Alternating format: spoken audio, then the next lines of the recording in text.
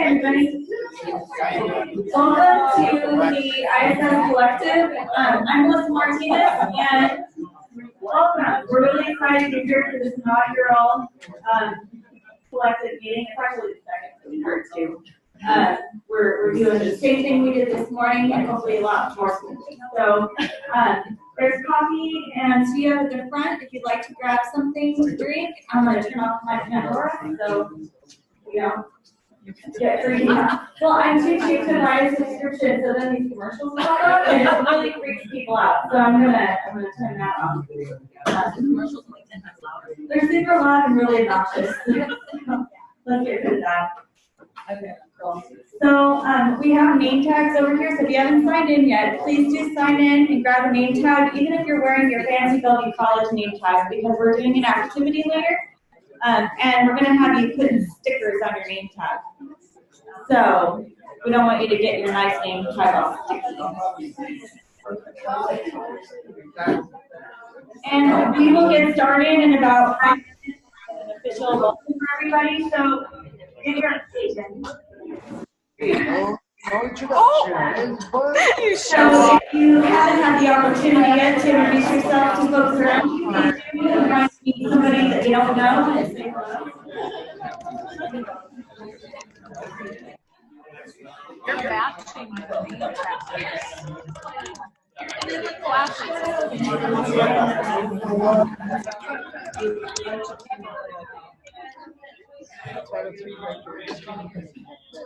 Yes. Yeah. So, what were you saying about that? Was there? I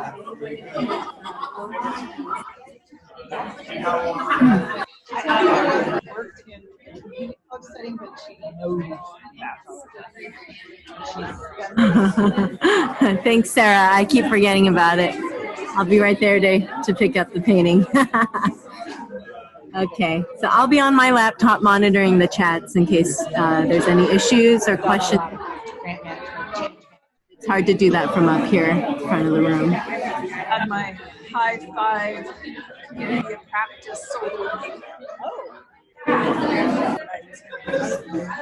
I snuck out after this. That's what you were doing. I'm going to mute. I was interviewing here. Yes. Forum. Yes. 30 minutes on the desk. Yes. 30 minutes with Jenny for a meeting. Yeah. Come back on. I know. It's just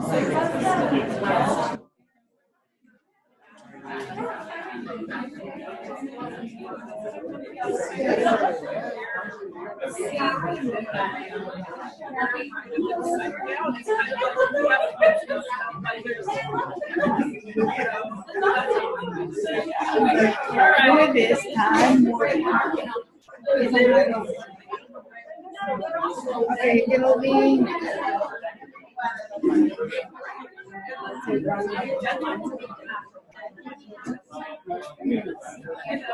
Well, yeah, right now we have until 11.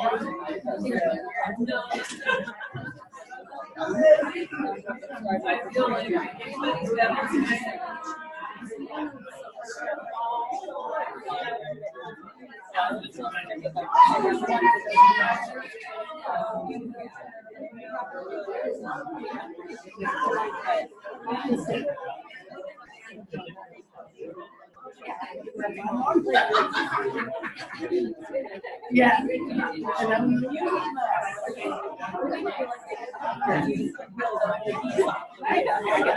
I'll run with the number one.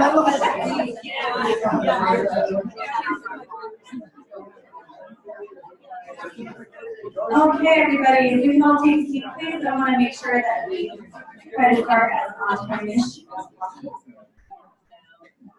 Okay, so again, thank you for being here today. My name is Melissa Martinez, and I work in academic advising, but my role here today is as the Integrated Student Support Work Group Lead. And I'm really, really excited to be with you all. I know everybody's really busy, so it's really awesome that you're taking time out of your day to be here.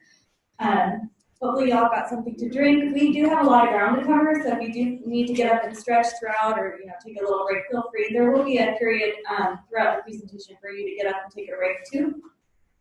And before we officially get started, I'd like to take a moment to acknowledge the land on which we gathered today. So I'm going to be reading from our land acknowledgement statement. We pause to acknowledge that Bellevue College resides on the traditional land of the Coast Salish peoples. That includes but is not limited to Snoqualmie, Suquamish, Muckleshoot, and Tulalip peoples past and present. We remember their connection to the region and recognize their struggles with systemic oppression. We commit to care for the land and center equity at the core of our unlearning. So with that, I want to provide an overview about what the Integrated Student Support Collective is and why we're all here today to begin with. So this event kind of came out of a lot of conversations that we had in the ISS work group, and we really wanted to make sure that time was dedicated to bringing folks from across campus, no matter their role on campus, together to streamline communication, make sure everybody's getting the information that they need to do their jobs as well as possible and support students as well as possible.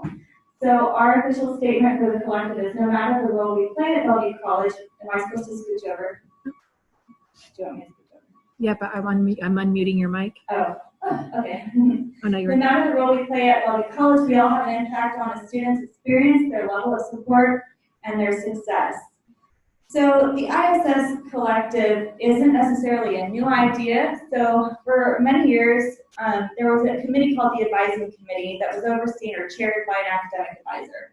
And for a long time, Johnny Deal did that work, and then he took a step back, and another advisor in our department was going to take up that role, and then he went to UW. So the position was vacant, and the ISS work group saw it as an opportunity to take what was being done in the advising committee, which really had a focus on developing, training, and maintaining the current student-centered advising resources for BC students, faculty, and staff, and expanding that to the whole campus. And so that's how we came up with the ISS collective. Okay. Goals of this collective is to get everybody, faculty, and staff together on a quarterly basis to streamline our communication and train to ensure that we are all on the same page about information, processes, and policies that impact our students. We also want to make sure we're increasing collaboration, connection, and effectiveness, and improve the integration of services to more holistically serve students, especially those historically underserved or marginalized. So how everything fits together. I don't know about you all, but we hear these phrases, ATD and guided pathways and ISS and FYS, and for me, for a long time, it was just kind of white noise. There were so many terms being thrown out there, and I saw them as all independent of one another and didn't really understand how they're all linked up to each other. And it wasn't until I got more involved in this ISS work that I started to see the connection and how they all build upon each other.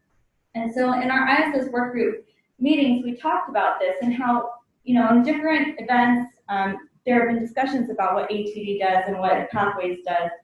But maybe people aren't seeing the connection, because certainly I hadn't been. And so we thought we would spend a good amount of today's meeting discussing this and really helping to connect those dots for everybody and clarifying what exactly is happening in all these different pieces of achieving the dream on this campus. And so with that, Bonnie Berry and Jenny Mayer, the leads for ATD, are going to come up and share. Okay. You. So I'm Bonnie, and I am the grant director here, as well as being the co-lead with Jenny. I'm Jenny Mayer. I teach chemistry, and I'm chair of physical sciences, and I'm co-leading ATD with Bonnie. Clicker, and then I can also put, oh, okay, yeah. Okay, there we go. Okay, all right. Okay, so just want to take a minute and find out how many people have been at the college 10 years or more. Okay, quite a few of you. How many between 5 and 10 years? And 5 years or less. All right, so we have quite a mix of people here. That's great in terms of your tenure at college. So we want to really make sure that everybody's aware of how we came to be a part of Achieving the Dream, which is a network. It's a standalone nonprofit that supports a network of community colleges who are serious about trying to improve their student success outcomes, particularly for students who've been historically underrepresented. So in 2016, a delegation of 20 people, at least half were faculty, went to the Achieving the Dream annual conference and came back with the recommendation to the president that we probably could benefit from joining Achieving the Dream if we could get buy-in across stakeholder groups. So that was before the shared governance system had been put into place. The next year, 2017, the shared governance system had just been put in place, and with the support of the then interim president, another approximately 20 people went to the Achieving the Dream conference, and that time we came back. I was privileged to be a part of that group. We came back with a PowerPoint presentation that we were ready to roll out to all the governance councils, open forums, president's cabinet, and board of trustees, really to share why we thought there was value in the college joining the network. And we went through that process of presenting and getting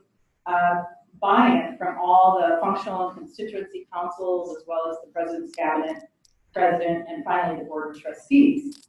So why? Well, for those of you who've been here 10 years or more, you know that Bellevue College has always been a very innovative college, and at times we have as many, had as many as 150 different student success initiatives going on that were, literally I was in a meeting in 2012 where we were asked people to brainstorm for 10 minutes, and they wrote for 10 minutes and came up with 150 different initiatives. And then we asked, how are these being evaluated? And actually there were no good answers to that. So really we concluded we need a systematic, cohesive, institution-wide student success agenda. And we wanted to build on the good work that we already are doing.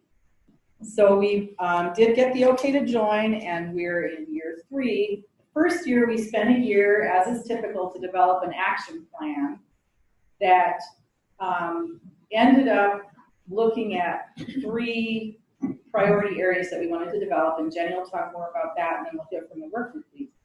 But ultimately, we realized we need to develop an intentional student experience that really helps our students get what they need in order to do well at the college. And the elements that we believe we need to focus on is that the college needs to ensure that every student will do certain things, including develop an education plan, participate in advising, choose a pathway, a broad meta-major pathway before the end of their second quarter at the college, and engage on the way in support services that ensure that they are progressing.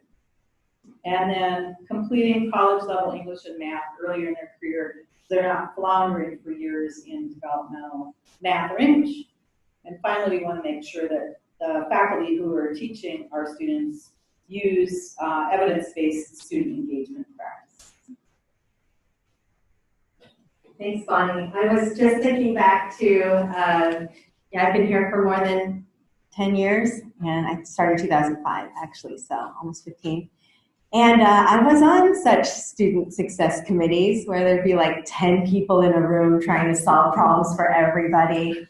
And it's really frustrating because we didn't have the buy-in, no communication power, no way to like really think of these problems together and get a cohesive system going.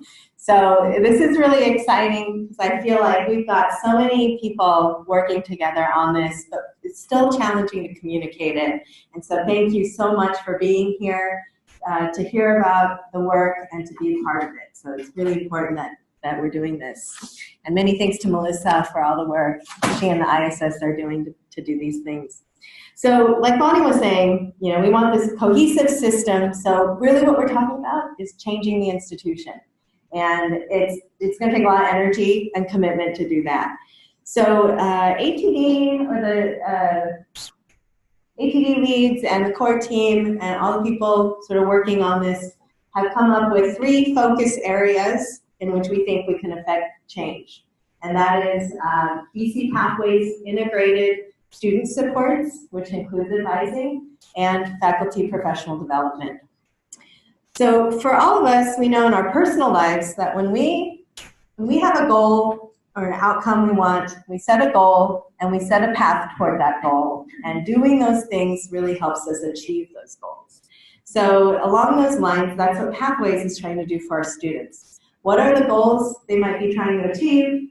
What are the paths for them to achieve those goals? So ultimately, the Pathways team is, in a nutshell, coming up with these paths and goals for students. The students choose what their goals would be, and then there's a clear way to get or achieve those goals. And so that's one of the, figuring out what those paths are, choosing a path. The students get to choose a path. Then they might struggle, and they need to stay on that path or pick another path, but stay on that. Hopefully they'll find something that they'll have support through. And so that's where we also, as an institution, come in and say, oh, I noticed you're struggling with this. Here are some resources that we have. So there's that aspect as well. And then finally, we're an educational institution. So of course, we need to know what's going on in classrooms and help faculty get the training that they need to be more effective. So all of these things together are really what Pathways is about, what ATD is about. And all of these three groups are helping us to achieve those things. So specifically, coming up with the paths, that's what the Pathways team is working on right now. Then helping students choose the path through advising, through integrated student supports to keep them on their paths, and then to ensure that the learning is happening, we have then the third corner here of this triangle, the faculty professional development. Feedback. Oh, you're just really close. Sorry. They're like, I'm so happy. Students say that all the time. Tone it down. Okay. All right. So, faculty professional development, I'll just mention as a faculty member, but we have our leads here to tell you more. We're interested in looking at ensuring quality of learning in the classroom, multiple modes of learning, cultural responsive teaching, knowledge of Canvas and e-learning and electronic tools and web and all those things. So they're working on that. Integrated student supports, working on things like using an intake form, seeing where can they be more proactive in delivering services. So I'm going to turn it over to the experts, but before I do, we spent a significant time, the ATD core team last year, in looking at this through the student perspective. When a student comes into campus and they want to be a student here and they register and they're advising, or they don't, where are all the pitfalls and what would be the ideal experience for a student to really maximize their success? And we're hoping by thinking in that way that we get to minimize our equity gaps, which we know there exist these differences in student success rates based on characteristics, income, race, ethnicity, age, part-time, full-time status, things like that. So by focusing on this system approach, we're hoping to increase success for everyone. So with that, I would like to introduce Dr. B to talk about that student approach, student perspective through the system. And is she here? Okay, it'll be Melissa. Sorry, I forgot. Okay, so it'll be Melissa. Thank you. Yeah. Thank you. Hold on 1 second. Let me get myself caught up. Okay, so hopefully by now you've heard about the Bulldog Trail, which Dr. B has been sharing a lot about since summer, fall, I think. This is a model which is based on intentionally designed, clear, and structured educational experiences that guide students from their initial connection to Bellevue College to graduation, transfer, and a career beyond BC. It's focused on student success and closing that equity gap. That's a framework for achieving the dream.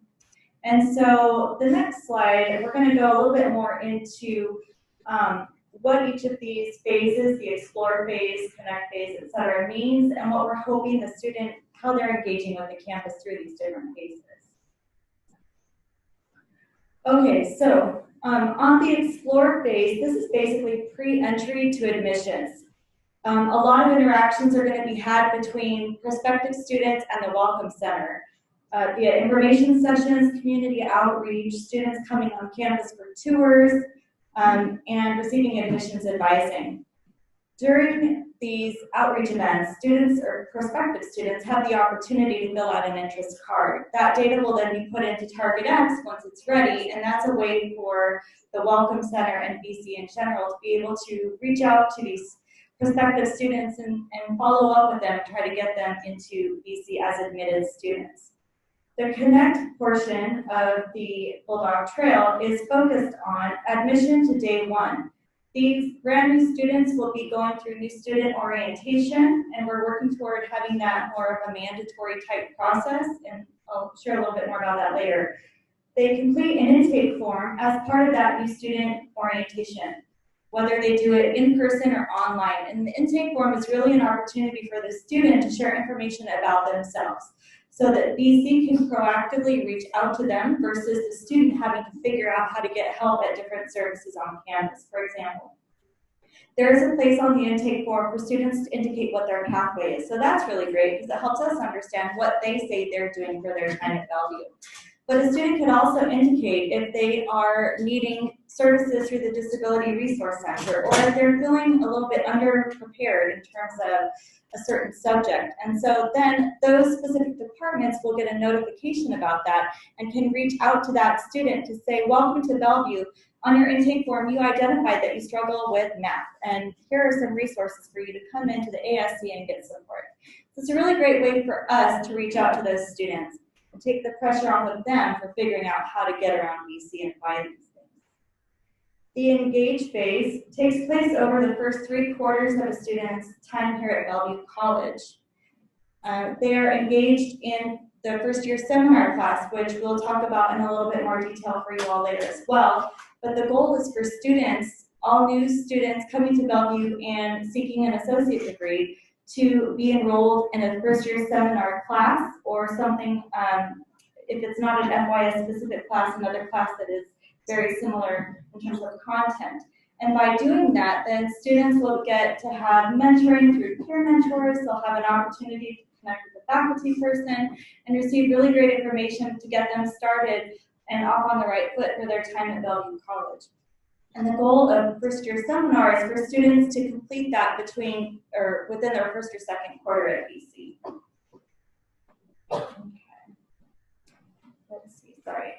The Learn stage is going to be the 4th quarter and beyond. So students are engaged with various support services as is needed, and they're starting to give back to the Bellevue College community. So maybe they were in a FirstYear Seminar class and they were being mentored by a peer mentor and they got really connected and engaged on campus. And now that they've been here for a few more quarters, now they have an opportunity to become mentors themselves and kind of continue that experience and provide what they've learned, that knowledge, experience, and support that they received, and provide that back in a leadership type role to their peers. Achieve is the final term at Bellevue College to graduation and commencement. And so this is when students are building their resumes, preparing for their next steps, whether that's transfer to a university, transferring to one of our BAS programs, or transitioning onto career. And so this is an opportunity for them to utilize campus services campus services to support learning and success for the remainder of their time here and in preparation for their transition out of Bellevue College. And finally, we reached the Thrive portion of the Bulldog Trail, which is basically students are hopefully off working in gainful employment or they're continuing their education, and they find a way to come back to BC, whether that's through financial support, whether they're volunteering their time to the campus, or whether they're coming back to learn more and continue their lifelong learning. So maybe they need a certificate to advance in their career, or maybe there's another degree that they want to go into and they're pursuing that now. Or maybe they're taking classes just for personal enjoyment through BC or at the continuing education campus. So Dr. B has started to talk about, while this model here is linear, really the Bulldog Trail is more circular, right? It's a cycle. And so we're hoping that the student, while they come in and they're brand new student, at some point they're continuing that journey throughout their time here at BC and beyond, coming back and continuing to learn. Okay, and so with that, now we go on to faculty professional development, and Maria and Tanya are going to be presenting on this piece.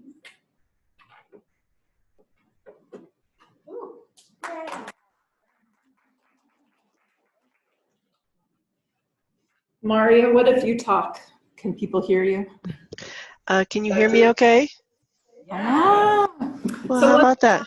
Yeah. So one thing Maria is trying to do is push the technology envelope and really be experimenting with how we can have more remote participation and things, including faculty professional development. So anyway, my name is Tanya Estes, and I am the current chair of the Faculty Commons.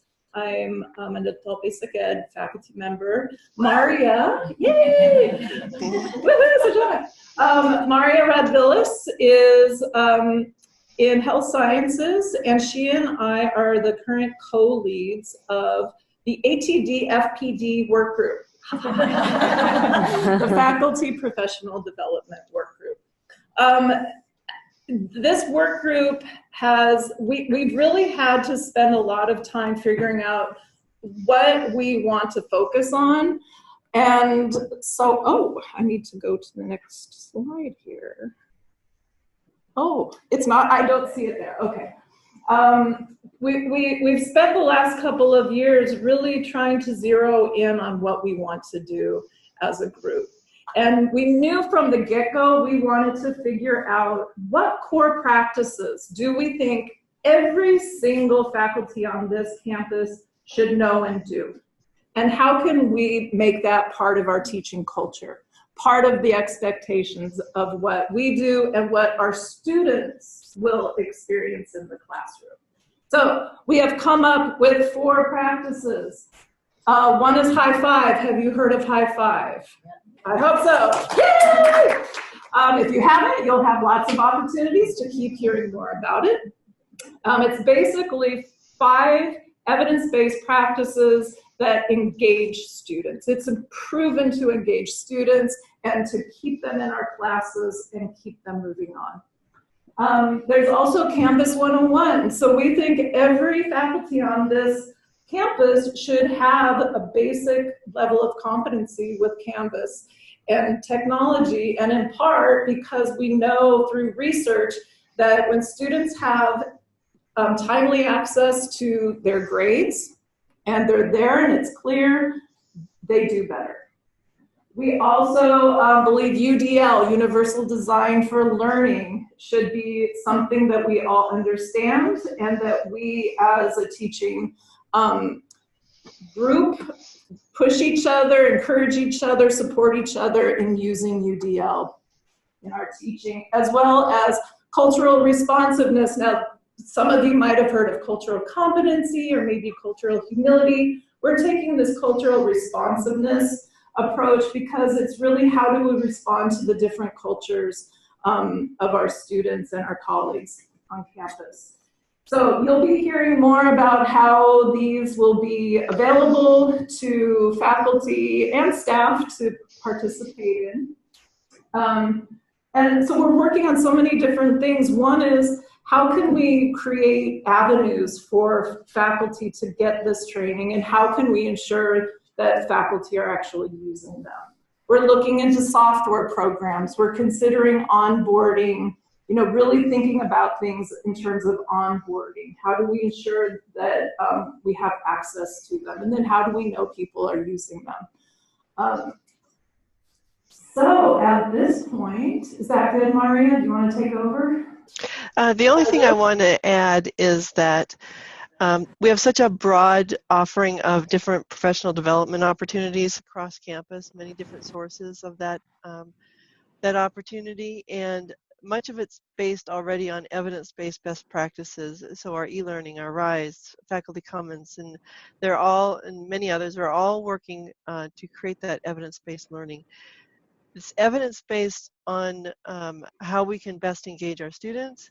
And so we also want to look at how do we know that we're impacting the student success, and how do we know our faculty are engaged? And that's where we come back to a little bit of data, where we're looking at can we engage the students with a little more reflective feedback? I know some people are already doing mid-quarter feedbacks. How can we incorporate course evaluations and student success data along with our course assessments, our program reviews? we want to look at that reflective assessment as well as our success data and our course assessment data, our course feedback. And then Tanya already mentioned that software, and HR is actively involved in assessing different platforms that will help us with that. Not just accountability, but accessibility to the wide inventory of PD offerings that we have. So, I mean, we have a wealth of information and many are using it, but how do we know how we're using it and how do we know we're impacting our students' success and in what way? Did you hear any of that? Yeah. Okay, good. Yeah, okay. So essentially, there's a lot of things that need to be agreed upon, changed, kind of become part of our culture, technology, how do we utilize that? So we're busy doing this work. And why are we doing this work? Well, we know that faculty spend the most time with students. And so if we're going to try to keep students on pathways, you know, or be able to advise them to perhaps change a pathway into a pathway that fits them better, you know, we want to know that we are teaching in a way that will keep students here and that we can engage them and get to know them and their needs. Is that good? Great. Okay, thank you. Thank you.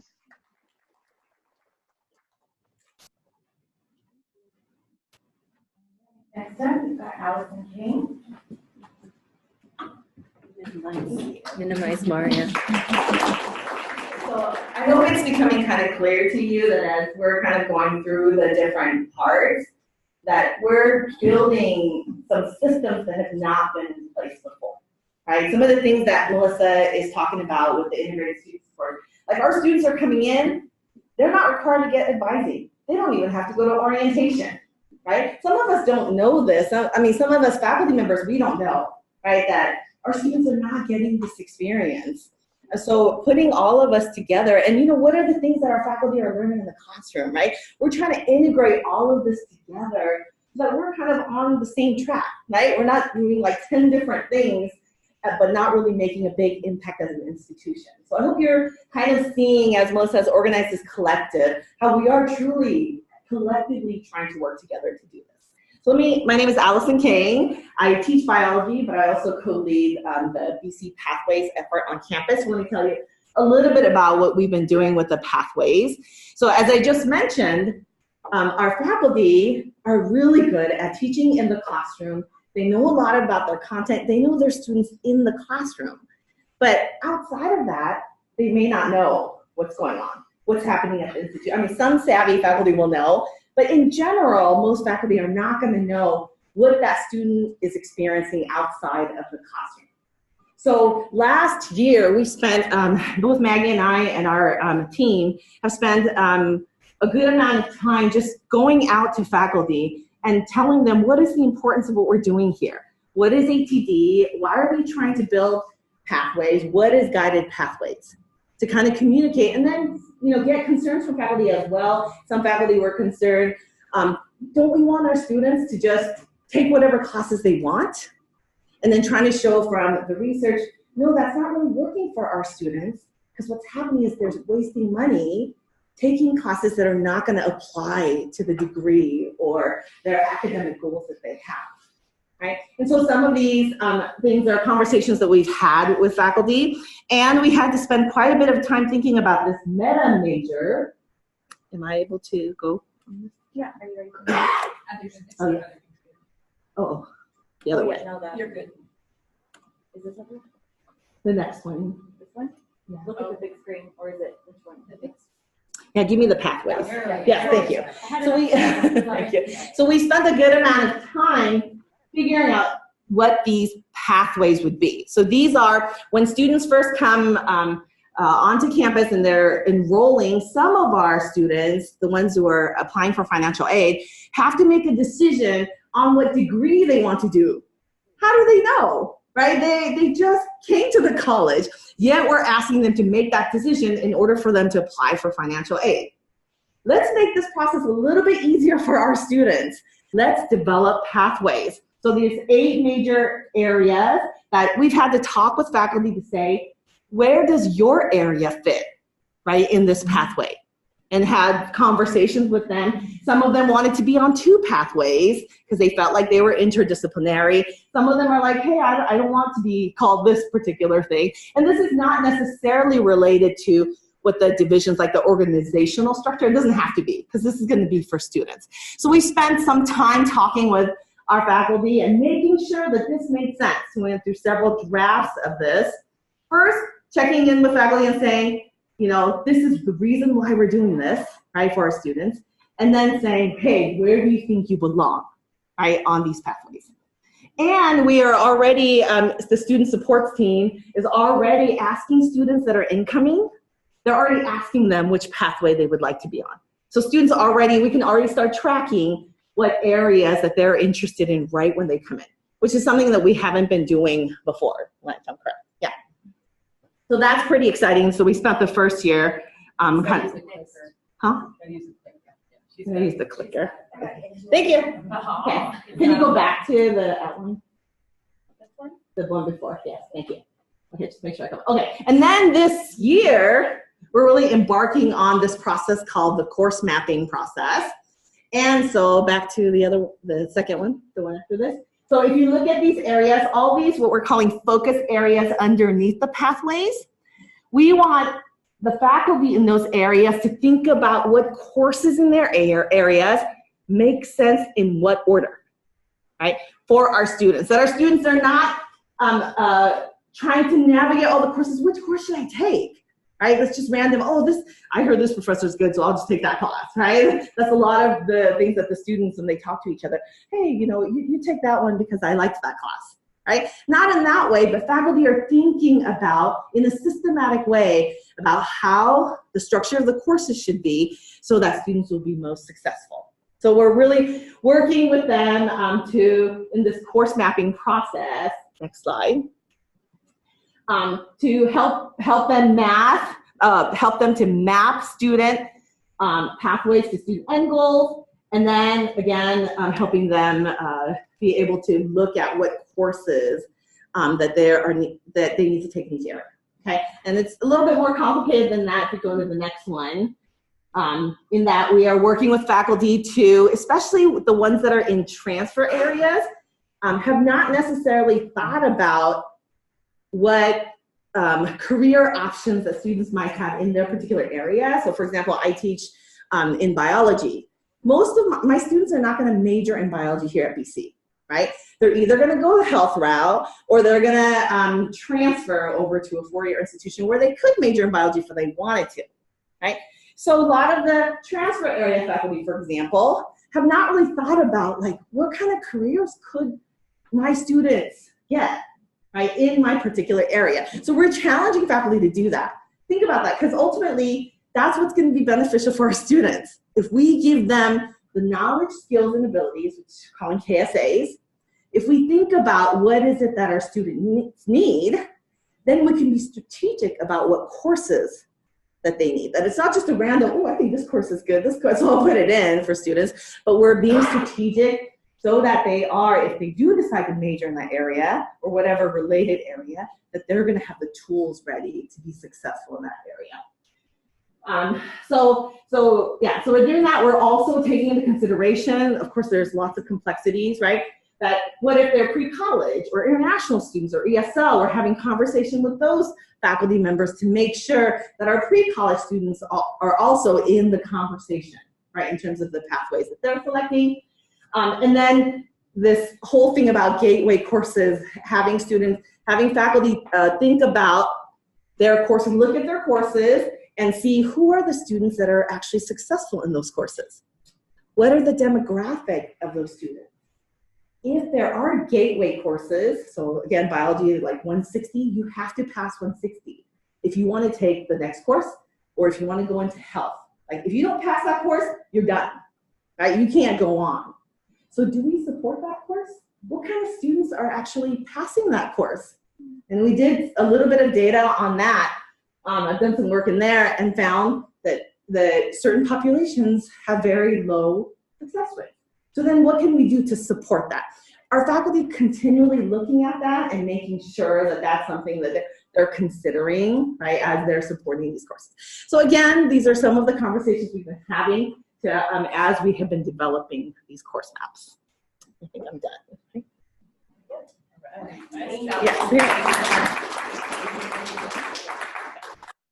Okay, so Christina wasn't able to be here to talk about the first year seminar, so I'm going to present some information that she provided to me.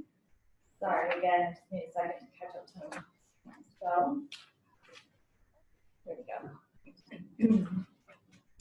Okay, so the purpose statement behind the first year seminar is that it will equip students to thrive by exploring their identities and communities through a social justice lens, mapping out their professional, educational, financial, wellness, and social goals, and developing professional and academic skills alongside personal wellness practices.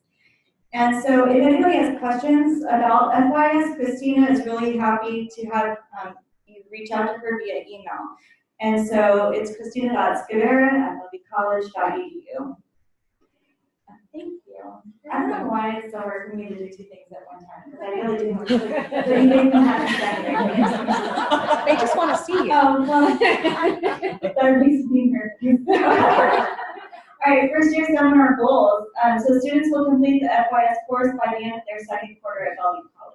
Again, we want to make sure that this course is very intentionally designed to help students develop skills and think critically about themselves as a learner and other areas as well, so that they can carry that information forward throughout their time at BC. If they're not taking this class until the end of their journey, well, then it's not really helpful at that point, right? So we want to make sure that they are taking this course before or by their second quarter, and we want to make it a graduation requirement. So this hasn't happened yet, but this is on the to-do list for students who are seeking an associate degree. And earlier we had a question about, well, how is that going to get paid for? Are we making students pay for something that's not going to count for degree requirements? And the hope is that this class can then be built into different associate degrees. That way it's funded by financial aid. So I know there's a lot of kinks to work out there, but that's the hope of how this is going to progress. So, that's missing yet, because that one's not. Okay, I'll go back. Possible formats. So it can be a standalone first year seminar class, but it can also be built in as a co-requisite to some other classes, or integrated into existing professional technical classes. For example, Allied Health 100 covers a lot of the material that's being developed in the FYS curriculum right now. And so it'd be very easy to kind of expand on that within the AHG class. And that is already a required course as part of the Allied Health programs. And so that's one example of how we just incorporate the first year seminar content into different classes that are already existing. Also, they can be built into specific interdisciplinary studies courses, or some of, I think I mentioned of their cohort classes. So for example, the Neurodiversity Navigators program is a good example. That's a program that students are going through. It's cohort-based, multiple quarters, they go through classes together. The FYS curriculum can be embedded within those classes as well, right? So we're not asking students to do extra things beyond kind of the degree requirements. Okay, so timelines, fall 2020. We are hoping to run a first year seminar pilot as a standalone and cohort class. So we already have the cohort classes through TRIO, MCS, Neurodiversity program, and then also running some standalone classes as well. And then the goal is to have by fall 2021 a full FYS program running throughout campus in different areas. So that's kind of how that goes. Now we're on to the ISS stuff, which is my specialty. So the one thing I want to mention though about the first year seminar is it really, even though it's not on that graphic for ATV where it has ISS, faculty professional development, and BC Pathways, it really is the connector between BC Pathways and ISS. If you think about how that first year seminar class is going to work and how it's going to support students, it really just brings the guided pathways and ISS work together really nicely. So right now, I want to speak a little bit about what is Integrated Student Supports Work Group and what is being done. To give a little bit of background information, so we are kind of the second iteration of the ISS work group. And so we came together in the fall, just before some of us went off to a conference in Chicago. Some of the folks who are on the ISS work group were returning, several of us were brand new, and we really wanted to get clear on what is this work group, what are we doing, what do we want to communicate out to the campus. And so on that graphic, you saw that it said integrated advising, and so as part of that conversation, we were very intentional about wanting to remove advising from our work group title because we find it to be confusing. When people hear advising, they think of advising with a big A, right? And I think kind of minds tend to go to academic advising. But the work of integrated student supports does not just rest within academic advising, nor do we want it to. It's a campus-wide effort, right? And so we wanted to make sure that that was clearly reflected in our work group name. And so during that conversation, we wanted to really get clear on what is ISS. So it is wraparound services that are coordinated and equitably and strategically provided based on student need. The students are telling us what it is that they need from Bellevue College to support their time here. And so, as we talked about earlier, this is being done through the intake form that students are receiving before they even enroll in classes. We want ISS on campus to be collaborative. We want all of us, faculty and staff, at every level to come together to talk, to update, to share communications that are vital for us doing our jobs effectively. We want to make sure that ISS is transformational to remove barriers and close the equity gap, which is really the whole point of ETD in the first place, right? We want to make sure that ISS is effective communication. It is utilizing technology and building trust across support providers and bringing people together. We know that some things have happened in the past that have broken down trust, and so ISS is really about building up that trust again so that we can all work together better to support our students. And we also want integrated student supports to be about having the right level of knowledge and information needed to guide students appropriately. We all know a lot of things, but we can't know everything. And I don't know about you, but I don't know how much more my brain can hold. So I like to know a little bit about everything so I can direct students to places, but I can't know everything. And so what's important, and we're going to do an activity on this later, is about everybody having kind of a similar baseline knowledge of certain services on campus so that we can provide accurate information. So I'm going to use financial aid as an example, just because it's one that we run into with advising a lot. So students don't have to get 12 credits or be enrolled full-time in order to get financial aid, but sometimes they think they do. And so that causes a lot of stress, right? Or students, if they're not doing well in a class, maybe somebody has told them, well, you need to drop that class, but they're not considering whether or not that student is receiving financial aid and how that's going to negatively impact their eligibility moving forward, right? The person that's giving them that advice might think that they're helping the student not have a bad grade on their transcript, but really they're hurting them in terms of getting money later down the line. And so we want to make sure that at some point, so Melanie, we're really going to ask you to come do a little bit of training, but we want to make sure that everybody knows how the things that we say to students are having a long-lasting impact and making sure like we all have the same baseline knowledge. Okay. Cool. Integrated student supports is not the BC shovel. I don't know about you, but that phrase really bothers me. So like, let's get rid of it. So we're trying to avoid the BC shuffle. We want to make sure that our interactions with students are not transactional. We want to make sure that we are digging deep, that the things that we talk about with students is not just super level and get them out of the office, but we're really digging deeper to find out what the root of the problem is so we can get them directed to the right support service as quickly as possible. We want to make sure that integrated student supports is not siloed, that we all are working collaboratively together to further the student success agenda. And we want to make sure that there is not a disconnection between divisions, departments, faculty, and staff. We're all here to work together to support students. And so we want to make sure that we are breaking down any disconnections and making sure that we're working together more holistically.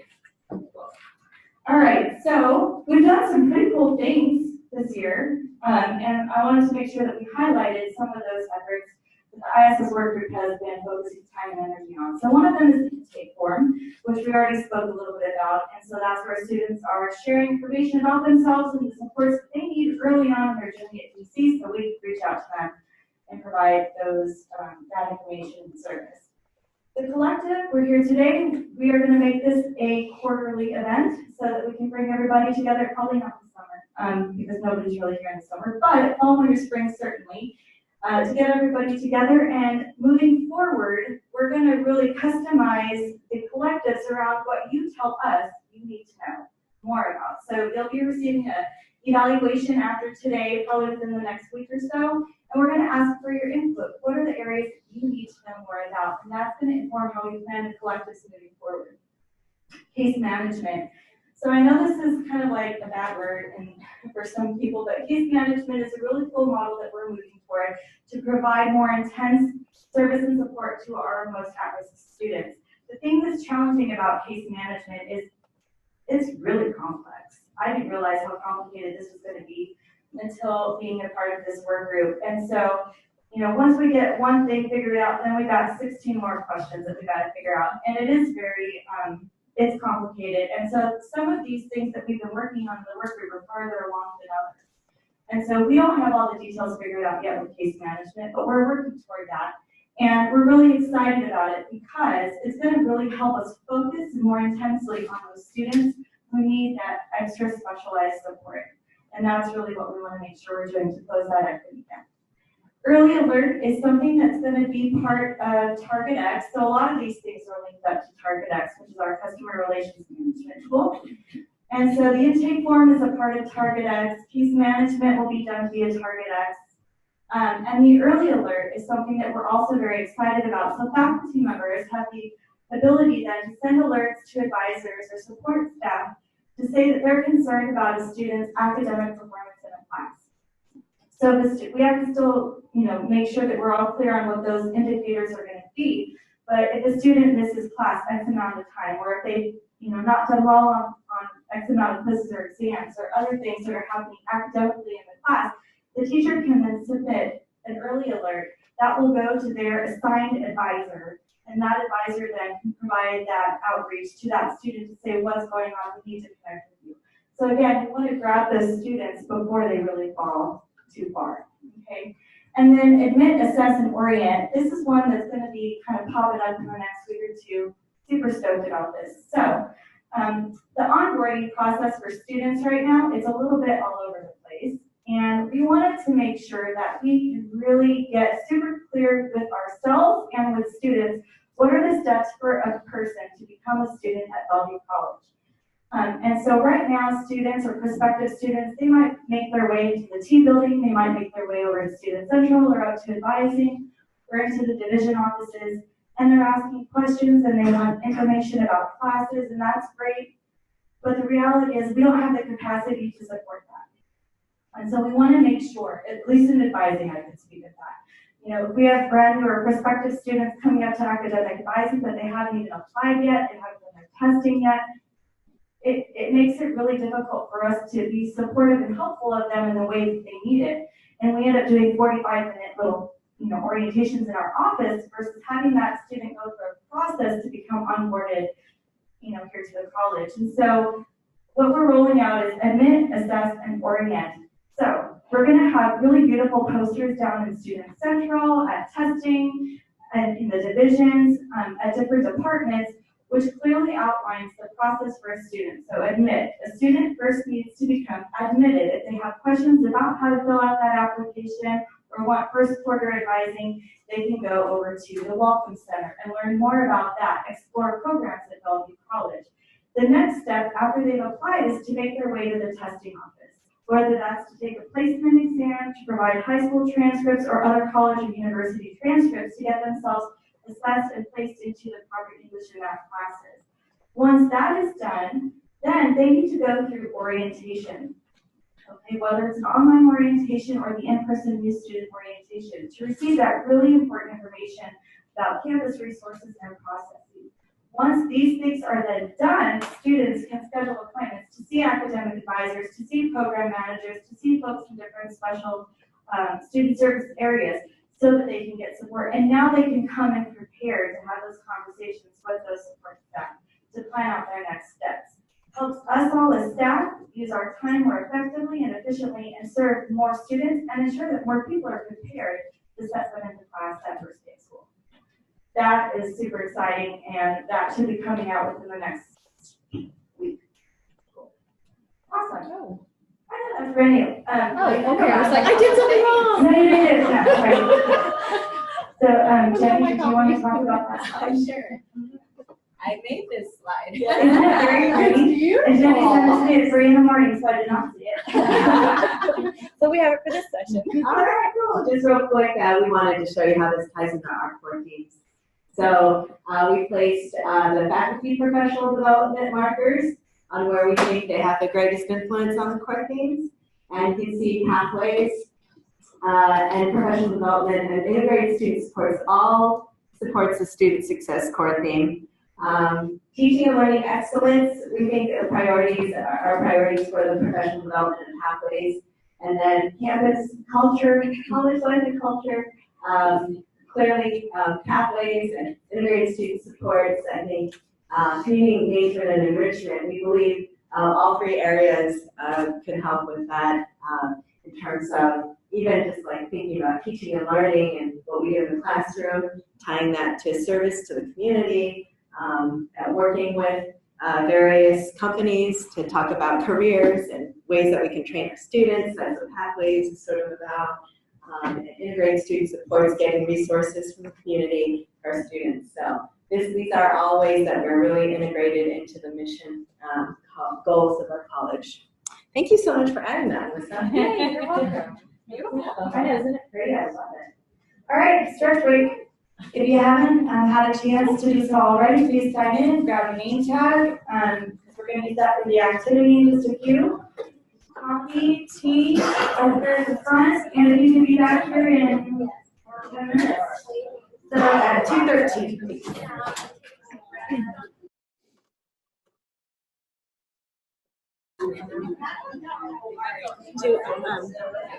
Shoot, can I have a sheet? I just want that one passed out. Yeah. Do you want me to repeat the Yes, I just make sure everybody has. I think everybody goes.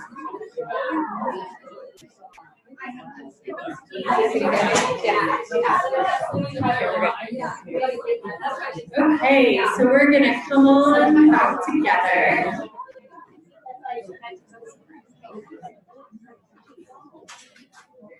Welcome back, and in front of you on the tables there should be a sheet of paper. I was gonna say it looks like this, but it's face down, so you don't want to know what it looks like. So there should be a sheet of paper, and then yellow dots, red dots, and blue dots. And if you haven't already, select the dot that best aligns with the level of student support that you provide on campus. And if anybody needs a sticker, please wave and we'll make sure we get it. On the top of your name tag. Please. Oh, and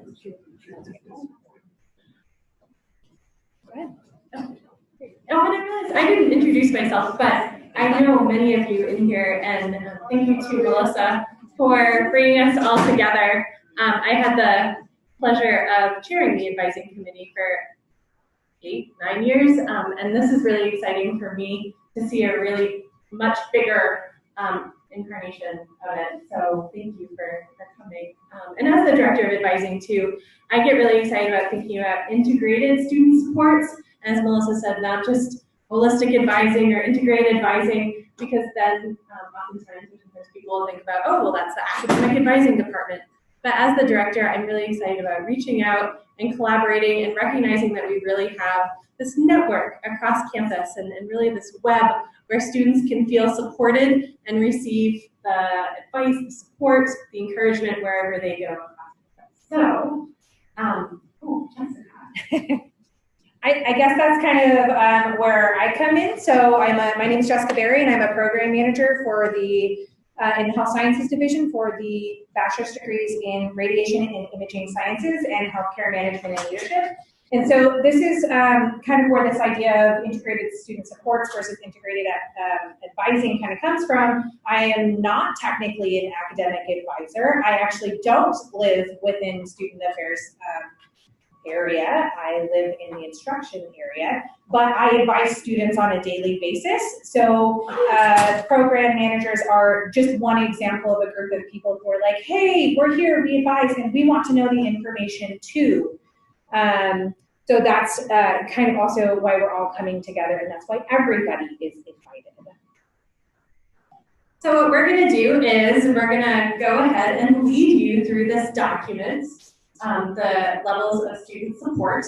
I want to acknowledge the initial work that Gilbert Vialpando did. I remember way back when sitting in his office and he showed me this concept of levels of support. And really the idea that everyone across campus, including those working on the grounds, in the cafeteria, faculty, library, student affairs, everyone has a role to play when it comes to student support. And as a group really going through together and identifying where each of us believes we are within the levels, and then recognizing that it's fluid as well. So even though you might see yourself in level one area, it could be level 2 elsewhere too. And again, this goes back to the idea, every student participating in advising, and that might not be within academic advising, that students really receive advising across all categories, all across campus. Okay, so I'm going to go through that first column there, which is the expectation, and this is kind of where we're setting the bar, right? And so when we're reading these statements out, I need to kind of think of this as a student, doesn't matter who that student is, what group they come from, what services they need. This is kind of where we're starting at, okay? And these are the types of things and questions and services that we're going to be able to provide at each level, kind of the benchmark, okay? So level 1 is our general campus knowledge. It's very much a physical wayfinding category. So the minimal expectation, the benchmark expectation is that we can direct students to the BC application for admission or get them to the Welcome Center for help with the application. Know when and where and why to send students to particular locations for resources. There's a reason why we don't call out each specific resource on here, because the document would be 8 pages long and nobody would read it. So any location or any resource that a student might need. And then to know how to submit a care report or find a report, the form online. So students in crisis, how can we help them? Can we get to the right place to make sure that they get the services that they need? Level 2 is intermediate campus knowledge. This is very much an online wayfinding situation. So asking clarifying questions to be able to best address the student's needs. So it's not just, let me get you to the Welcome Center. It's, hey, what kind of services have you applied yet? Yes, I have applied. Great. What is the next step? Let me help get you to testing. Then use web-based student-facing tools. So hopefully we can get them to degree audit, help them get them to some of the forms that are online, the evaluations forms, just kind of help get them there and be able to get them kind of started on that process. Personal assistance with navigating processes. There's a lot of processes here on our campus. Sometimes they're hard to navigate. Hopefully that we can all kind of get to the benchmark of now with the apply, assess, orient. That will be a lot easier. We will all be on the same page and know what that looks like. Provide materials regarding resources and where to find them online. Again, being able to navigate the website and find the resources that students are going to need. FERPA knowledge and FERPA trained. Level 3 is advanced campus knowledge. This is more of a personal assistance with specific tasks, okay? So we're evaluating and assessing student needs. We're providing guidance on decision making. Oh, you're thinking about a career change. What do we need to do about that? What's the proper education level to enter into that career? Who do you need to talk with? What courses do you need to take? Monitoring and tracking academic paths to meet education or career goals. We can use the tools, access and use the tools, the HP, which nobody really can use, but we all try. Target X, well, Steve can use it. Just kidding. So Target X, degree audit, tools like that are going to help us get the students in and then through our programs successfully. And then we're advocating for solution-based policy and procedure changes. So we're kind of taking up the torch saying, we see a problem here, let's fix it, this is what I'm experiencing with students and this is how we want to help get them to the right place. You'll see here also that the holistic approach, we're going to talk about each of these areas individually. So financial, social, personal, career, and academic. These line up very much with the FYS and like the goals of the FYS and the areas that they are talking about and trying to assess. So I'll go through the level 1 and then Emily's going to go through the level 2 and level 3. So level 1 for financial aid, or for financial, is knowing the locations for financial support and assistance. So kind of where is financial aid, where is veteran services in the resource hub, social personal, where is the student success center? You'll recognize it says student success center, you know, we'll be moving into the new building, hopefully sooner rather than later. Where's public safety, student programming locations, and then how to approach people and say, hey, I see you standing here in front of the map, you look lost, can I help you find something? And sometimes that means the end building is really hard to find, let me walk you over there. That's a common one that I find. Career, where is the location for the Center for Career Connections, where is counseling and academic advising? And then academic, being able to direct the students to Student Success Center. Where do they go to IT for help? I didn't know that you could go to the Library Media Center for IT. We should all kind of know that, right? And then again, where is the Academic Success Center and where actually is the library? So that physical wayfinding piece. Great, so I'm going to go over. This was not the order we did this in. Sorry, I was excited. I wanted to keep going. No, I like that you're keeping me on my toes too. This is good. And Michael too, I'll read through levels 2 and 3. But I'm excited that we have a little bit more time than we did this morning. And then to have you get into groups and actually talk about this document too. Because one thing I forgot to mention at the beginning, this is a iterative, there we go, it's a hard word, process. And really this is a draft. And we've had a lot of work with it in our ISS work group, where we've done a ton of wordsmithing. It was 2 pages, now it's only 1 page. But really wanting to put it in front of people so that you can give us feedback and ideas, and also think about how this document can be used across campus, whether it be training, professional development, providing ideas for us in terms of building the next collective meeting. So Jessica went over the level 1 general campus knowledge. I think when we were working through this, it was a challenge to figure out, do we put people's names next to it, like in terms of position or faculty or staff? But ultimately we settled on putting, level 1 is the wayfinding. So being able to direct someone on campus to a specific place, whatever happens at that place, but being able to direct them to that place. Level 2 being the intermediate campus knowledge and the online wayfinding. So once they're at that place, the level 2 people being able to direct them how to use the web tools. So for financial assistance, knowing how to direct students to the applications online, BC Financial Aid resources, being able to say, have you gone to your BC Financial Aid portal? Not necessarily being able to interpret what's there, but directing them online to how to get there. And knowing how to direct students to BC scholarship opportunities. So did you know that online you can find a number of scholarship opportunities? For level 2, social and personal. So being able to direct them to information about mentoring programs, student life and leadership opportunities, the events calendar, what's on the website for what's coming up, and providing crisis information and resources that's online. For the career, again, referring students to the Center for Career Connections, academic advising, or counseling center websites, locations as appropriate, but really being able to say, on the Center for Career Connections website, they have information about resumes and informational interviewing. So being more familiar with the web resource. And then for academic, providing accurate information on where to find important policies, procedures, and deadlines, accessing online services link on the BC webpage, accessing pathways, degree and certificate requirements, and how to access Canvas. And again, not necessarily interpreting them, but here's where this resource is online and how you can get to it. And then for level 3, that's really where we get to the ability to find the thing, direct them online, but also be with the student in that moment and have the conversation. So knowing standards of satisfactory academic progress review, being able to talk about that with the student. And then advocating for policy or process change. So for you in level 3, being able to say, well, this thing is online, or I worked with the student on this thing, but I'm not quite sure how this works or feels, or I feel like we need to make some changes, and being able to advocate for that.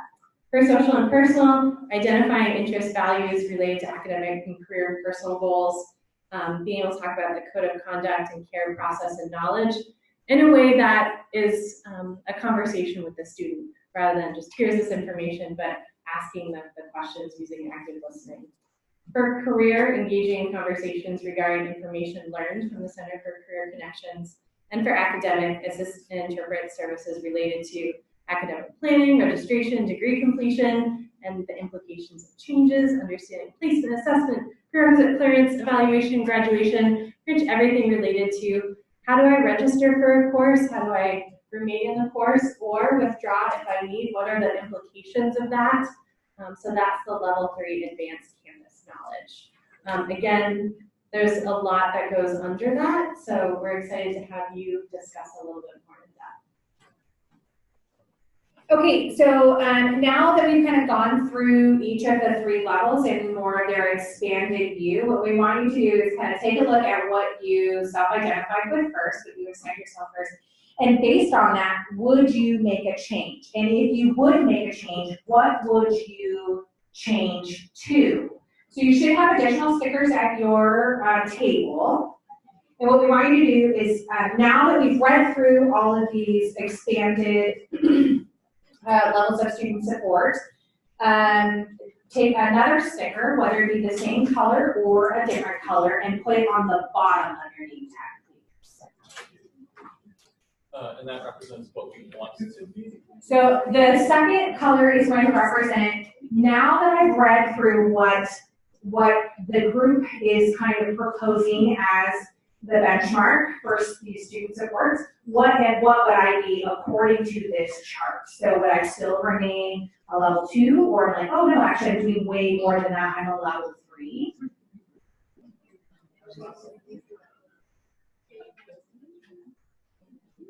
And if you didn't change, you could put the same color sticker on the other side too, if you want it to be balanced. If you didn't change, that's cool. If you changed a lot, that's cool too. This is really, the purpose of this activity is to really say, you know, I actually, when we first talked about the level 1, 2, 3, I thought as a program manager I was level 2. I actually do a majority of the things in level 3, so I would actually potentially be level 3. Steve is a master level 3. Steve is clearly the key to college. And the HP. That's how he gets all the stickers. Okay, so now that you should have a second color, what we would like you to do is to please stand back, so we're going to stretch our legs a little bit, and move into the group that your second color is. So blue will stay here in this section, yellow will be here in this section, and red over here in this section. So if you would please move to the section of your second color.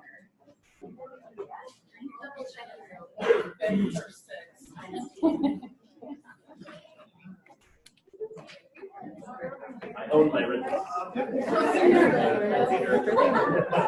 Yeah.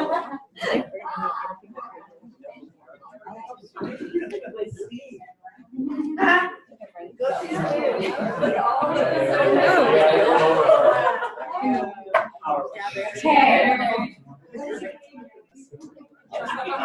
And let me start by saying too that no one group is better than the other. Exactly. And that you also may find yourself being a majority in level 2 and an expert in some areas, a level 3 in some areas.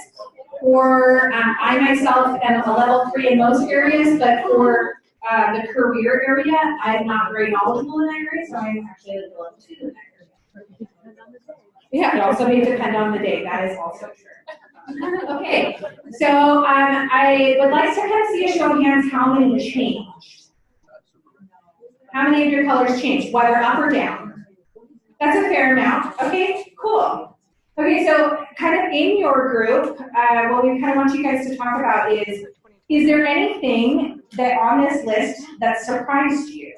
Or is there anything about your change in color that surprised you? And you can kind of talk amongst yourselves about like, oh, I actually don't think that this should be a level 2. I think that this should be a level 3. And talk amongst yourselves or shout them out to me, and I can share them with the larger group.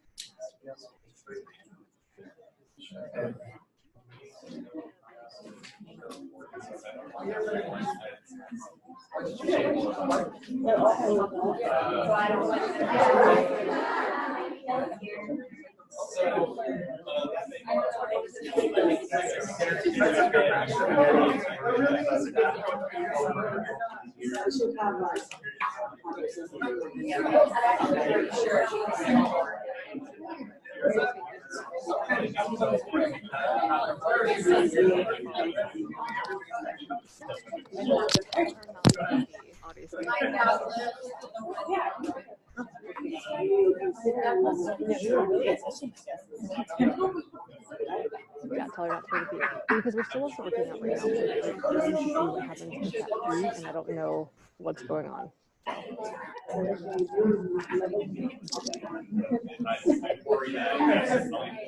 Okay. So just kind of as a general thoughts amongst the group, is there anything that is kind of theme of what surprised you about the list, about the table? Yeah. They don't apply to everyone. So like we were just talking about HP access, and we don't have it and we don't want it. It's not relevant to what our jobs might be. That's very true. So I'm just going to repeat it so that make sure that everybody who's online can also hear us. It doesn't necessarily apply to everyone. So for example, not everybody has access to HP and not everybody wants access. And some of us who have it don't want it either. So, and that's one of those key things, right? Where you might be a level 3 in 4 of the areas, but not the 5th, might not be that 5th area. Doors program. What else? Is there a screen? So in terms of like, Lori says there's no issue. Oh. What did anything surprise you about who is in your group? Like, oh, I really admire the level of student support you provide. I actually think you should be a level 3. You do amazing. Or, oh, why do you feel you're a level 2? I think you're a level 3 now. Great job. Welcome. I'm glad to be in the same level. I would love to learn more about it. Okay, and another thing that we're kind of thinking about here is if you are in a specific level, for example, I mentioned I actually don't really know much about the Center for Career Connections. That's an area where I could stand to improve. Are there any areas that you're like, oh gosh, now that I'm seeing this list, I don't know anything about that? You can shout them out to me, it's okay. I admitted it, I don't know much about the Center for Career Connections. I don't. Mentoring programs. Well, it's also more that what's happening in those areas changes over time, and staying up to date on those changes is incredible. That's true. So Steve said, not only do we may know where that service is located, but the things change over time, and we don't always. Gosh, if there was only a really cool meeting, everybody could attend and get those updates in one place. The collective may be that place, hopefully. What else? Did anything else kind of jump out at you? Like, oh, I wish I knew more about that. I don't even know what provide guidance on decision making, what kind of decision making, and then is there something called solution-based policy? It's like, what is that? Yeah. You want to talk about that a little bit more? No. Okay, so I would say asking clarifying. Yeah, I'll take one for the team. Asking clarifying questions would be like, so I work in health sciences, so, oh, you're interested, I work in the bachelor's degree, so, oh, you're interested in becoming an ultrasound tech. Have you shadowed anybody in the profession? No, okay. Or in the radiation imaging sciences program, you have to already be a certified imaging professional. So that's a clarifying question that somebody would need to ask. I commonly get students contacting me saying, oh, I want to be an ultrasound tech, how do I do that? And I say, well, you're actually in the wrong program. This is what you need to do to become an imaging tech, and this is where you start. So those types of clarifying questions. Or are you here just to meet prerequisites so that you can go back to Eastern Washington and make sure that you're providing, or that your courses are going to transfer well? What was the other one? I can talk about solutions. Okay, thank you. I'm also interested too, as we go along and you're looking at this, what word is that, or what? So a lot of this, I think we worked on it over a period of about 3 plus meetings, so lots of word spending. And so if you're looking at this, I don't really know if I agree with this. But as we were thinking about advocating for policy or process changes, sometimes I might look at a policy and say, or a procedure, this really stinks. This isn't great. I don't like it. And that's great. I can have an opinion about it, but to take it to the next step, this really stinks. I don't like it, but this we could do to serve students better. So we wanted to add in that solution piece because in level 1 and level 2, I'm sure, I don't like the location of that building or this website, but with the level 3, it's thinking through and having the knowledge of the process, the procedures, the website, the interaction, and to be able to say, we should be doing this better, or here's an idea for this, rather than I'm just going to stick this thing right here and walk away from it and have someone else think through it. Does that help? Yeah. Are there other things, as you're looking at this, like, what does this mean, or, Melanie? So only under, or at least maybe there's probably more, maybe. Hard to read. I know, yeah. But we will distribute. Yes. Under level 3 in the financial, it has to advocate for policy process changes, but I don't see that in a lot of the other aspects. So why under financial? That is a good question. I'm going to say I don't actually have an answer. And that's actually kind of the funniest one, because we really can't advocate for that many policy changes with federal regulations. Yeah, so that's it, right. Even I can't do anything. Yeah. So. Yeah. Well, good point. I'm trying to think back to that conversation. There was like so many conversations to try to keep them all straight. Yeah. But it might be, let's say student lost their financial aid eligibility and now they're appealing, and maybe it's working with, Jennifer and folks down there to extend a deadline, or say, well, you know what, like, this is the situation that the student is going through, and so I think it might, maybe not, because we can't change federal policy and all that stuff, right? But maybe we can advocate for the student and negotiate certain things in terms of deadlines or whatever with financial. So I think that might be where that came from. Truthfully, I can't remember too much. I thought today was Friday. So you're asking me to go back a few weeks, but I think that's where that comes from. But I like the example, and if there's a way to wordsmith in terms of not necessarily advocating for the policy procedure, but advocating for the student, learning more about the student's situation. We're doing the academic performance plan and asking, can we move this to a quarter? Can we do this? So again, it's the solution-based. And also, like what Elaine's saying, there's a lot of like residency hoops and oops, I clicked the wrong thing and now I'm international, but or whatever, and everything is tricky. And so maybe advocating for things for immigrants, refugees, and international students. So everyone hear that? So financial advocate for policy practice. I would also say that this is something we went through in the bachelor's programs a couple years ago, where our final application date didn't match up with the financial aid deadlines. And so that's something that we advocated for, where we're like, hey, we're accepting students up until 3 days before the quarter starts. 1, it's really bad for student success, and 2, they can't even get funding. So we, then began moving the deadlines back. So that's a policy change a procedure change we were able to make. Edie? Since we're talking about financial, can we add workforce education to level 1 as well? Let's see that off. Yes. Okay. It just seems Oh, wait, where? like the level 1 mentions different. Oh, and your financial aid, veteran services, resource hubs, workforce education, for funding. It's not all. It's true, but that's a state one. Elaine is remembering sitting in T205, and there are a number of them. We had, again, when this was a 2-page document, we listed every single location, all the different places in the Student Success Center, and all the different places. And so, he's finding a balance between what needs to be on there so people remember, and then, not having it be a 3-page document too. About workforce. I think you've tried to ask a question a couple times. Yeah. That makes a lot of sense. Maybe if it is just a limited list, changing it from IE to EG. Oh, great. Thank you. Wordsmith master.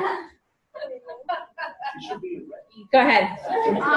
So I come from a perspective of being a new employee. And at first when I started this activity without looking at the different things, I was like, I don't even think I can have a color on here because I don't know anything yet. But then as I started looking, I was like, okay, I got a little bit of blue and yellow based on my past experience because I know how to help students. But the problem was I don't know anything, hardly know anything specific to Bellevue College unless I go out and seek people to tell me. And so I think it's going to be really helpful if we have some sort of collective, as you were talking about, meeting to talk about what all of our different services are and how we can connect. I mean, I'm sitting here as the only person who's going to be representing study abroad and trying to get my message out to people, and I don't know who all to communicate with now. So it's going to be really helpful if there's going to be that way to do that cross connection. And that's what the collective is for, because a lot of times what we experience is somebody, we want to know more about financial aid, so we ask Melanie to go on the financial aid roadshow, right? And you got to meet with each individual group and say the same thing. And I might not know if Melanie came to me with advising and Emily asks a really great question that I had never thought of as a program manager, she might get additional information that if we didn't ask the question in the bachelor's program manager group, we might not get that information. So one, it will reduce the number of meetings that each of the individual departments have to roadshow to. And two, we are all able to get the same information at the same time and get the follow-up question information, which I think is important. And I think that would probably be really helpful. Ditto, and I think, on behalf of the advising department, the number of people say, oh, can I come to advising? Well, I feel like there are, 12 other groups who can also benefit from this information too, and so I appreciate having these meetings. And then thank you for sharing that you do see yourself on here, and using it as a tool that we can all see that we play a part in supporting students. And someone brought up in the first session too about onboarding, and as a new employee, I know HR is now offering these half-day orientation sessions, but when we think about services and how we're onboarding too, I think that's, Hi again. We've got a few people from the Affinity Group for Immigrants and Refugees here. Yay! Thanks for coming. And so I'm looking at level 1, and the first thing, directing students to the BC application or the Welcome Center. And ESL students sometimes get sent to North Campus for continuing ed language classes, and ESL students sometimes get sent to, the B building or what's another place? Testing. Yeah, they get sent to testing, and then I don't know. And so how do people at all these different places where ESL students are sent decide where to direct them next? Yeah, and I think that's a really great. I'm pretty loud, so I don't always need it, but that's a really good opportunity for feedback, right? So it is my hope that in the future we would be able to provide kind of a decision-making tree. Like there would be maybe 5 basic questions that we could all learn to ask students and make some pretty good decisions based off of those 5 questions about where we need to be sending students and what services they're actually looking for. So that's where the feedback from the group is actually going to be really important. So again, we're going to send out the survey. There's a big text box where we're asking, like, these are the types of topics we've already thought about. What do you want to learn about? What feedback do you have? And then in future collectives, we will be meeting and talking about, like, hey, I'm experiencing this situation. How can we address this as a large group that all supports students and put our collective minds together and really get the information out there correctly so the students are making it to where they need to be without the DC shuffle. Yeah, go ahead. I think somebody's trying to chat, by the way, too. Okay. Yeah. Pay attention. Also, it says for wayfinding, direct to the BC application, but I think that's an online thing, not a physical. Correct. Someone says Timothy Chang says maybe level 1 road could be green in color. Seems like natural progression. Oh. Yellow, yeah. Good feedback. That sounds like a stop. We should be green. We should be green. Oh, with the I think actually the reason why we shied away from using green was because green and red together is a little bit of a visual accessibility issue for those who are colorblind. So that's actually why we didn't initially use, that's why we were actually initially using green, and I think I asked that it be changed. Because my son is colorblind and he has a really hard time seeing that, so it came to mind. Thank you. Yeah. What was that point about the application being online or make sure that it was? I was thinking that level 1 was physical wayfinding, and then to see it as the first thing on here, it was automatically like an online. Oh, thing. online. That's true, and that's where we learned it. I think where we were thinking about is like getting to the physical kiosks where somebody can help you in the welcome center fill out the application should you need that. Like while the application itself is online, we do have a physical location where students can fill out the application. I believe that's what the thought process was. I think add the word kiosk in there too. Yeah. Great feedback. Megan? So opportunity for everyone to move up towards the red. That should read student conduct code. Okay, thank you. Have no code. Student, can you say that again? Student conduct code. Student conduct code. Thank you. I appreciate that. Do we all get an extra point or something? We want to know when the cosmos is. So we can rate ourselves. I'll work on that. BuzzFeed quizzes for everybody. So I want to be mindful of time. We're running out of time. Melissa's gonna wrap us up here in a few minutes. So you can kind of head back to your seats if you want, or you can sit with your buddies. That's cool too. But again, it's really important that you fill out the survey so that we have the feedback and are able to provide the appropriate topics for the future.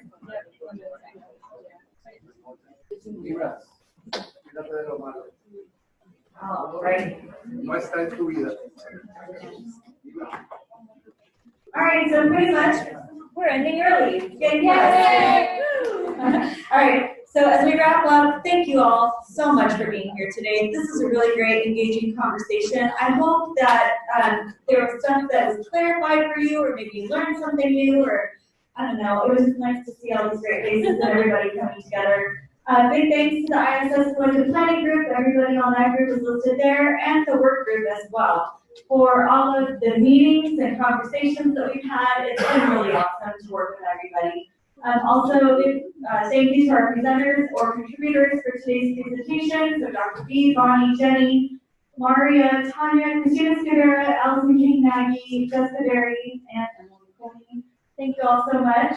Be on the lookout, please, for an evaluation. So we're going to be sending a lot of stuff out in the next week or so. We want your feedback because it's going to be informing how we plan collectors in the future. We see this as an information sharing opportunity, but also a training opportunity for everybody regarding those different levels and things that we need to know, fill in the gaps like we were talking about earlier, so we can all do our jobs better. So let us know what it is that you want to learn and provide your feedback, please. We'll also be sending out the PowerPoint for today in a PDF form, so if you want to have access to this information later to reference, you can. Same with this, so we'll take into consideration the feedback that you all provided today and update it. And keep in mind that this is a living document, so we're probably going to revise it like 25 times, so 25 more times. Exactly. Great. So, but it's a living thing, and that's pretty cool. We'll see you in the spring. And if anybody has any questions or comments, concerns, please feel free to email me. That is not a typo. It's Melissa e.martinez@bellevuecollege.edu. I did not spell Melissa with an E at the end, but that's my middle name. So it's Melissa e.martinez@bellevuecollege.edu. Please feel free to reach out. Thank you so much. Thank you so much. Thanks for being online. We're really glad that you were here today. Virtually.